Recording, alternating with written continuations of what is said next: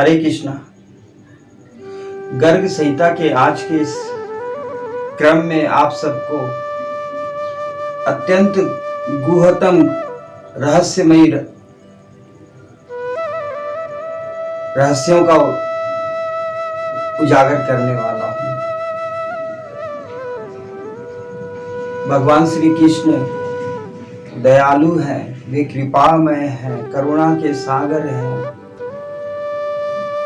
भगवान अपने भक्तों की हित के विषय में ही सदैव चिंतन किया करते हैं। इसमें तनिक मात्र भी संशय करने की आवश्यकता नहीं है। जिस प्रकार से भक्त भगवान को स्मरण करते हैं, उसी प्रकार से भगवान भी सदैव अपने भक्तों को स्मरण किया करते हैं। अगर आप भगवान की चिंतन करते हो तो निश्चित ही भगवान भी आपकी चिंतन करेंगे। कितने लोग कहते हैं कि सब काम धंधा छोड़ के अगर हम सब भगवान की चिंतन करेंगे तो हमारा चिंतन कौन करेगा। इस भ्रम में मत रहो आप, क्योंकि भगवान वचनबद्ध है अपने भक्तों के प्रति। वे सदैव अपने भक्तों के हित की चिंतन किया करते हैं और वे वचननिष्ठ हैं। कभी भी अपने वचन की पूर्ति हेतु वे सदैव सारे सीमाओं को भी लांघ जाते हैं। वे उस हद तक भक्तों की सेवा हेतु प्रस्तुत होते हैं जो मनुष्य प्राणी मात्र भी नहीं कर सकता है। इसलिए तो भगवान भक्तवत्सल कहलाते हैं। तो आज के इस क्रम में गर्गाचार्य जी गौतम रहस्य को उजागर करने वाले हैं। त्रेता युग की बात है। आप सबने भी रामायण में सुना होगा या सीरियल में देखा होगा कि भगवान श्री रामचंद्र जी एक धोबी के कहने पर अपनी भार्या सीता का त्याग करते हैं और उन्हें वन में छोड़ आते हैं। वह धोबी निश्चित ही अपराध किया था, किंतु उस जन्म में भगवान ने उसका कुछ भी अनहित नहीं किया, उसका हिसाब नहीं किया। वही धोबी इस द्वापर युग में पुनः मथुरापुरी में धोबी के रूप में प्रकट हुआ है। और जिस प्रकार की आप सब पूर्व प्रसंग में सुन चुके हैं कि भगवान श्री कृष्ण ने उस धोबी का सर का मर्दन किए थे, ये वही धोबी था जो त्रेता युग में प्रभु श्री राम को और देवी सीता को दोनों को एक दूसरे से अलग होने पर विवश किया था। इसके बाद आप सबने कथा के मध्य में ही दर्जी की भी वृतांत सुनी थी कि किस प्रकार भगवान श्री कृष्ण जब मथुरापुरी भ्रमण कर रहे थे तो दर्जी के यहाँ गए थे और उसके वस्त्र को धारण किया था। यह दर्जी भी कोई साधारण नहीं था। पूर्व जन्म में त्रेता युग में भगवान श्री रामचंद्र जी का जब विवाह होने जा रहा था तो मथुरापुरी में यह दर्जी बड़े ही भाव से एक एक धागे को पिरो करके बहुत ही सुंदर वस्त्र तैयार किया था और मन में यह कल्पना किया था कि कितना अच्छा होगा कि प्रभु श्री राम मेरे इस वस्त्र को धारण करेंगे। तो भगवान ने मन ही मन उसको वचन दिया था कि मैं द्वापर युग में अवश्य ही तुम्हारी इस अभिलाषा की पूर्ति करूंगा। भगवान तो वचनबद्ध है। हम और आप एक बार किसी को दिया हुआ वचन को भूल सकते हैं, तोड़ सकते हैं, किंतु भगवान ऐसे नहीं है। वे अगर अपने भक्तों के प्रति कुछ भी विचार करते हैं तो उसकी पूर्ति करते हैं।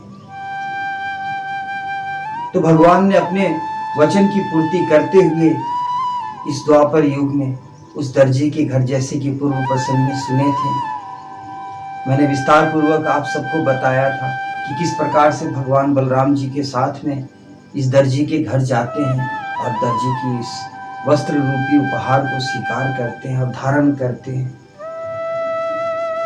इसके पश्चात गर्गाचार्य जी माली की दृष्टांत बताए थे। आगे बहुलाश जी पूछते हैं नारद ऋषि से उस माली के विषय में कि माली ने कौन सा ऐसा पूर्व जन्म में पुण्य कर्म किया था जिसके परिणामतः भगवान श्री कृष्ण और बलराम जी स्वयं चल करके उस माली के घर पे गए। तो भगवान कहते हैं कि पत्रम पुष्पम फलम त्वयम, जो भी श्रद्धा से मुझे अर्पित करता है मैं उसके ऋणी हो जाता हूँ और सदैव उसकी हित के विषय में सोचता हूँ। तो पूर्व जन्म में यह माली भी, सुदामा नाम का जो माली रहता है, वह पूर्व जन्म में कुबेर देव के अलकापुरी में चैत्र रथ नामक एक वन था। उस वन में वह माली वृक्षों की सेवा करने का कार्य करता था, किंतु भगवान श्री कृष्ण का परम भक्त था। वह प्रतिदिन वह देवी देवताओं की पूजा करता और उनसे सदैव यही प्रार्थना करता कि किसी प्रकार से भगवान श्री कृष्ण का साक्षात्कार एक बार मुझे हो जाए। और भगवान श्री कृष्ण तो भक्त वत्सल है ही, अंतर्यामी है, वे सदैव अंतर की बात को समझते हैं। जिस प्रकार से कोई प्यासा व्यक्ति जल की तलाश में इधर उधर भटकते रहता है, उसके नैन इधर उधर तलाश करते रहती है जल की, उसी प्रकार से यह हेम माली नामक माली सदैव भगवान श्री कृष्ण के दर्शन के हेतु उत्सुक रहता था। उसने 5000 वर्षों तक महादेव को नित्य 300 कमल के पुष्प अर्पित किया करता था। एक दिन महादेव प्रसन्न होकर के इस हेममाली के पास में प्रकट हुए हैं और पूछा है कि बताओ विप्र क्या चाहिए तुम्हें। इस हेममाली नामक माली ने महादेव से अनुग्रह किया है, विनती किया है कि हे प्रभु, अगर दया करनी है तो बस इतनी दया कर दो कि मुझे किसी प्रकार से भगवान श्री कृष्ण का दर्शन हो जाए।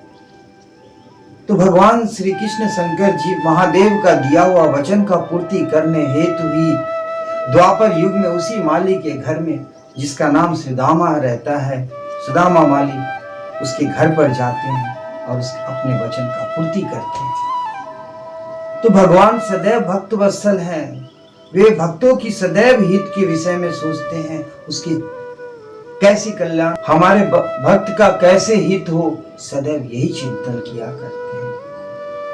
देखिए, आप अगर इस भौतिक जगत में संबंध बनाते हो किसी से, तो ये स्मृति रखिएगा कि इस भौतिक जगत में जितने भी संबंध हैं वे सब स्वार्थ से निहित हैं। एक व्यापार सा चल रहा है इस भौतिक जगत में संबंध के मध्य। लोग उसके पास ही जाते हैं जिसके पास उनकी किसी प्रकार की इच्छा पूर्ति करनी हो, किसी प्रकार की स्वार्थ की पूर्ति करनी हो। स्वार्थ संबंध ही रखते हैं आज के समय। किंतु भक्त और भगवान ऐसे हैं जिनके मध्य में कभी भी स्वार्थ नहीं होता है।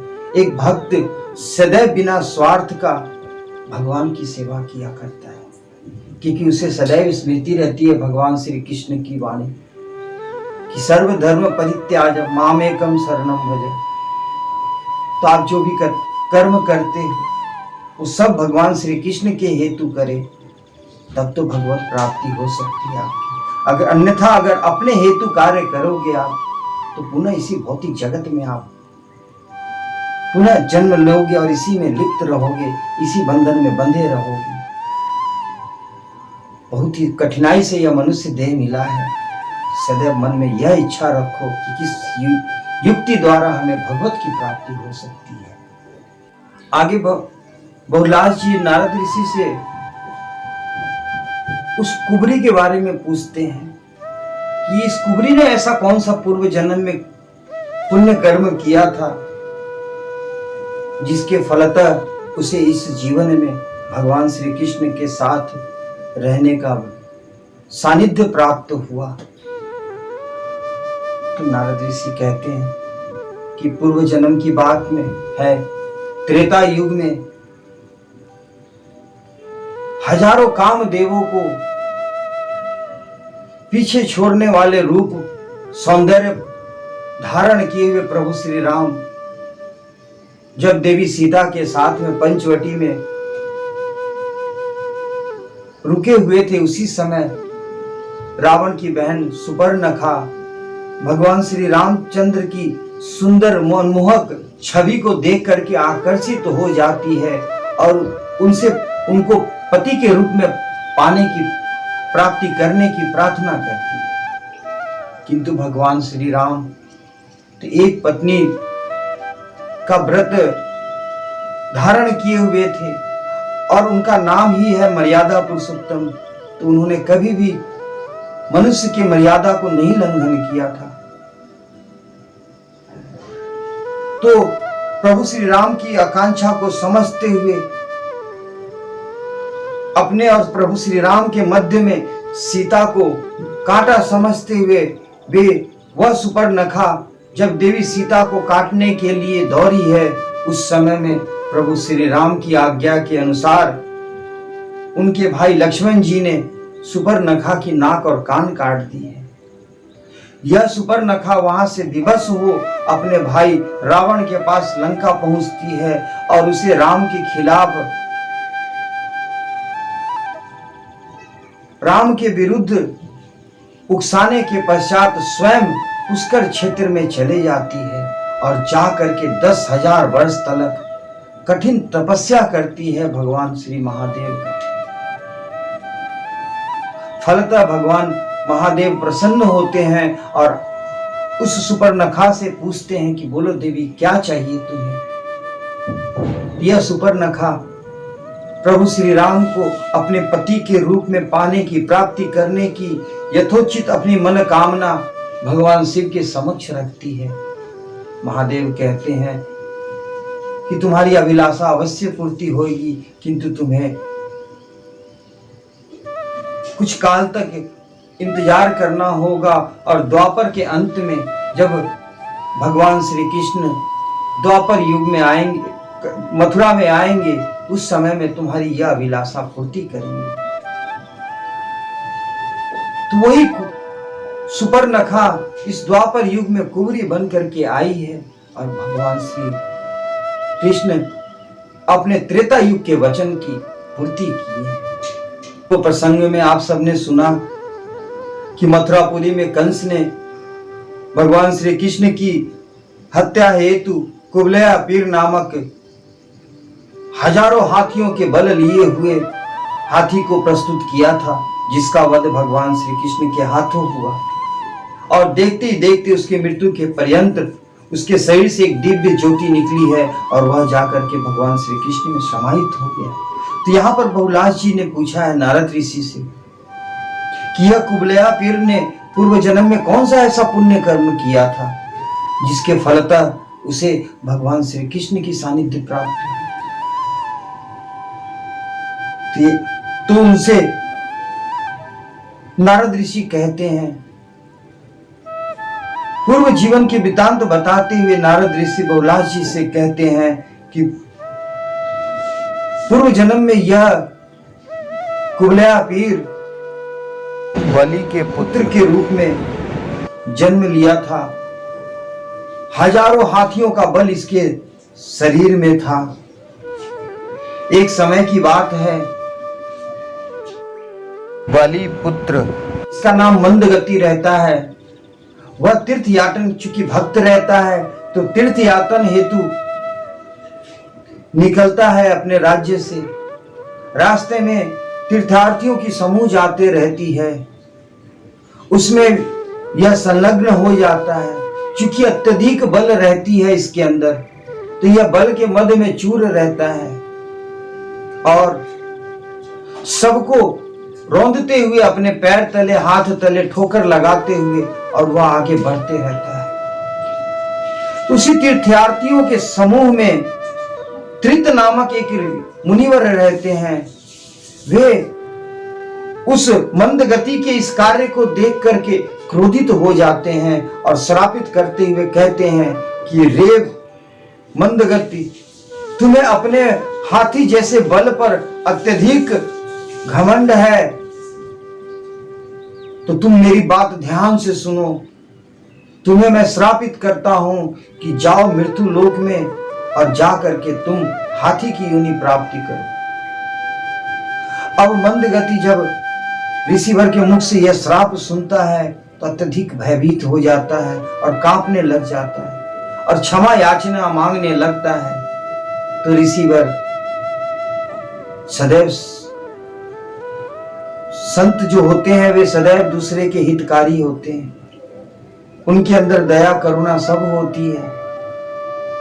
संत तुरंत दया करते हुए उस मंद गति से कहते हैं कि मेरे श्राप में ही तुम्हारी भलाई भी लिखी छिपी है। द्वापर युग में भगवान श्री कृष्ण स्वयं प्रकट होंगे इस धरा पर और उनके हाथों तुम्हारा कल्याण होगा। तो वही कुबलया पीर हाथी बन करके धरा पर जन्म लेता है और भगवान श्री कृष्ण के हाथों उसका कल्याण होता है। इस प्रकार भगवान श्री कृष्ण सभी भक्तों का हित करते हैं। हम ही दुर्भाग्य हैं जो भगवान को स्मृत नहीं करते, उनके ऊपर पूर्ण भरोसा नहीं करते, पूर्ण विश्वास नहीं करते हैं, जबकि श्रद्धा का नाम ही भक्ति कहा गया है। भक्त और भगवान के मध्य में विश्वास बहुत अत्यधिक आवश्यक है, सबसे बड़ी कड़ी होती है। सदैव हमें ईश्वर पर विश्वास रखना चाहिए, भरोसा रखना चाहिए। किंतु हम क्या करते हैं, अपने परिजनों को, अपने सगे संबंधियों के ऊपर ज्यादा विश्वास करते हैं, इस भौतिक जगत के संबंध पर ज्यादा विश्वास करते हैं और ईश्वर के ऊपर पूर्ण विश्वास नहीं करते, जिसका परिणाम है कि आज हमारी यह दशा हो रही है। इस प्रकार से भगवान श्री कृष्ण कुबलया पीर का उद्धार किए। इसके बाद बहुलाज जी बहुत ही सुंदर प्रसंग पूछते हैं नारद ऋषि से। बहुलाज जी कहते हैं कि हे ऋषिवर, मेरे मन में और एक संदेह हो रही है, मन में यह प्रश्न उठ रही है, जिज्ञासा उठ रही है कि चारूण मुष्टिका आदि जो मल्ल युद्ध में भगवान श्री कृष्ण के हाथों वीर गति को प्राप्त हुए हैं, सदगति को प्राप्त हुए हैं, उन्होंने ऐसा कौन सा पुण्य कर्म किया था जिसके परिणाम तक भगवान श्री कृष्ण के हाथों उन्हें सदगति प्राप्ति हुई। तो नारद ऋषि कहते हैं कि पूर्व जन्म में यह चारूण मुष्टिक आदि जो थे वे सब अमरावतीपुरी में उत्तथ्य नामक एक महामुनि रहते थे। उनके 5 पुत्र थे। चूंकि वे तो थे ब्राह्मण पुत्र, किंतु वे सदैव मदिरा पान किया करते थे और अखाड़े में जाकर के मल्ल युद्ध करने का प्रयास किया करते थे, जिसके कारण महामुनि सदैव दुखी रहते थे, क्योंकि वे बड़े धर्मनिष्ठ थे और धर्म यही कहता है कि जिस प्रकार से 4 आश्रम है उसी प्रकार से 4 वर्ण आश्रम है और 4 वर्ण बनाए गए हैं। चारों के लिए अलग अलग स्वभाव और अलग अलग कार्य नियोजित कर दिया गया है वेदों में। आज जो हमारे समाज में इतनी अराजकता है, इतनी जो असंतुलता देख रहे हो आप, उसका कारण भी एक सिर्फ और मात्र एक ही है, वर्ण, आप अपने अपने वर्ण आश्रम का सही ढंग से संचालन न होना। वर्ण आश्रम किस प्रकार होना चाहिए, तो सबका अपना अपना कर्तव्य बताया गया है। ब्राह्मण का कर्तव्य क्या है, तो सम दम तप शौच क्षमा सरलता ज्ञान विज्ञान और आस्तिकता, ये सब गुण होने चाहिए ब्राह्मण के अंदर में। दूसरा वर्ण आता है क्षत्रिय। क्षत्रिय के अंदर शौर्य तेज धैर्य दक्षता युद्ध भूमि में पीठ न दिखाना, ये सब क्षत्रियों का गुण होता है। इसके बाद तीसरा वर्ण आता है वैश्य का, तो कृषि करना यानी खेती करना, गौ की रक्षा करना और वाणिज्य करना, यह वैश्य का कार्य होता था। और अपने स्वामी की सेवा करना, यह शूद्रों का कार्य होता था। किंतु इस महामुनि के पुत्र जो रहते हैं, ये जो महामुनि के पुत्र हैं, वे सब अपने कार्य से विमुक्त हो चुके हैं। उनको मल्ल युद्ध करना ज्यादा अच्छा लगने लग गया, मदिरा माने क्षत्रिय जैसा कार्य करना अच्छा लगने लगा। तो महामुनि क्रोधित हो श्रापित कर देते हैं अपने पांचों पुत्रों को कि जा, तुम ब्राह्मण होकर के भी क्षत्रिय जैसा मल्ल युद्ध कर रहा है, तू मृत्यु लोक में जा करके मल्ल युद्ध पहलवान बन जा और मल्ल युद्ध कर और असुरों के संग में रह करके तुम्हारा पतन हो। तो ये जो चारूर, मुष्टिक आदि जो पहलवान रहते हैं, जिनकी मृत्यु भगवान श्री कृष्ण के हाथों हुई है, वे सब के सब पूर्व जन्म में निश्चित ही धर्मार्थी थे। कहते हैं स्वलंपस्य धर्मस्य, धर्म के लिए अगर थोड़ा भी करते हो आप तो वह कभी व्यर्थ नहीं जाता है, सदैव फलकारी होता है। इसलिए सदैव धर्म परायण रहना चाहिए और कृष्ण भक्ति करनी चाहिए, क्योंकि यह ही एकमात्र ऐसा संबंध है जिसमें हमें सदैव अच्छे फल की प्राप्ति होती है। इसके पश्चात हरे कृष्ण प्रहलाद जी पूछते हैं नारद ऋषि से कि पांचजन नामक शंख जो सदैव भगवान श्री कृष्ण के हाथों में धारित रहता है, तो यह पांचजन शंख जो भगवान श्री कृष्ण को भी अति प्रिय है, वो असुर कैसे बन गया और भगवान श्री कृष्ण के हाथों क्यों मारा गया? तो यहां पर नारद जी से कहते हैं प्रहलाद जी से कि तेसाम, भगवान श्री कृष्ण सदैव अपने भक्तों का हित के लिए सोचते हैं, वे कभी भी अपने भक्तों का अनहित नहीं होने देते हैं। अगर आप इस भौतिक जगत में अगर किसी से संबंध बनाते हो तो ज्यादातर कैसा संबंध है इस भौतिक जगत की कि आप जिसका दामन थामते हो वही आपको गिराने का सदैव प्रयास करते रहता है। उसके मन में सदैव यह भय लगी रहती है कि कहीं आप उससे ऊंचा ना उठ जाओ, आप उससे बड़ा ना बन जाओ, कहीं आपकी पद उससे ऊंची ना हो जाए। किंतु भगवान ऐसे नहीं है। भगवान के साथ जिसका संबंध रहता है, भगवान सदैव अपने भक्तों के हित के विषय में सोचते हैं। और ध्यान रखिएगा, भगवान श्री कृष्ण कभी भी घमंड यानी मान पद जो देखता है, जो घमंड कर लेता है, उसको घमंड को कभी बर्दाश्त नहीं करते हैं, चाहे उनका सबसे प्रिय पांचजन शंख क्यों ना हो। कहते हैं कि पांचजन शंख को भी इंद्र के समान घमंड हो जाता है। वह मन ही मन यह भाव करने लगता है कि कितना भाग्यशाली मैं हूं कि भगवान श्री कृष्ण अपने हाथों से मुझे धारण करते हैं और बड़े ही प्रेम से अपने मुख को लगाते हैं और उनके मुख रस को मैं प्राप्त करता हूँ, जो स्वयं राधा रानी को भी प्राप्त के लिए भी दुर्लभ है, स्वयं उनकी मैया यशोदा के लिए भी दुर्लभ है। वह दुर्लभता मुझे प्राप्ति होती है। यह अभिमान हो जाता है उस पांचजन संघ को। देवी लक्ष्मी ये समझ जाती है, भाप जाती हैं कि पांचजन को हम हो गया है, घमंड हो गया उसे, तुरंत इसके मान का मर्दन करना चाहिए। और वे श्रापित कर देती हैं कि जा तू और जा करके पृथ्वी लोक पर, मृत्यु लोक पर असुर के रूप में जन्म ले, असुर हो जा तू। यह पांचजन वही असुर रहता है जो सांदीपानी के पुत्रों को हर करके ले गया रहता है, जिसका वध भगवान श्री कृष्ण के हाथ में होता है। तो भगवान श्री कृष्ण द्वापर में आए हैं और आकर के उसका कल्याण किए हैं और उस शंख को पुनः अपने हाथ में धारण किए। तो भक्तों सदैव स्मृति रखिएगा कि भगवान भक्त वत्सल है, भाव के भूखे हैं। वो बहुत भक्ति करने के लिए बहुत धन संपत्ति की आवश्यकता नहीं है। वे कहते हैं पत्रम पुष्पम फलम तोयम, जो कुछ भी तुम मुझे अर्पित करते हो मैं बड़े ही सहर्ष भाव से उसको स्वीकार करता हूँ और उतनी ही प्रसन्नता मुझे होती है जितना कि लोग कीमती बहुमूल्य बहुमूल्य वस्तुएं मुझे प्रदान करते हैं।